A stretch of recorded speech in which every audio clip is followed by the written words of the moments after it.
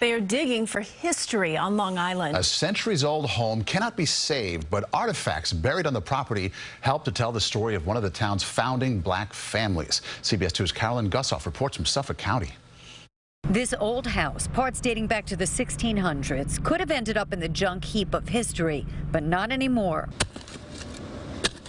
Archaeologists are spending a week digging around its perimeter for treasures. We have some glass in here, also a bottle of Vaseline. So it's really exciting to be able to find this material and make connections with the people who lived here. The house on Creek Road in Haleside in dangerous disrepair could not be preserved, but fragments of everyday life tell a forgotten history of Huntington's first black landowners. It was purchased by Peter Crippen in 1864, which is early for an African American to purchase land anywhere, and it stayed in his family for well over 150 years. Its significance dates back to the early 1800s. Peter Crippen was one of the few free black men in Virginia. He came north here to Huntington to maintain his freedom. He had to leave in order to remain free.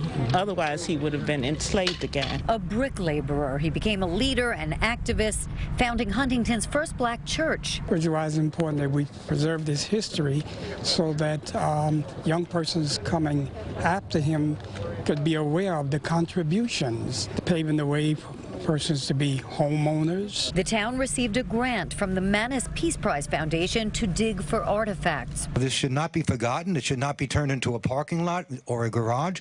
It should be, studied and preserved. What can be salvaged of the house may be used to help build an African American museum. The location will get an historical marker, the house of a man who escaped slavery to become one of the founders of Huntington's black community. Carolyn Gusoff, CBS 2 News.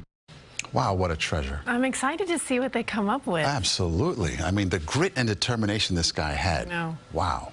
Oh, goodness. As they said, it should be preserved. Thank goodness they are.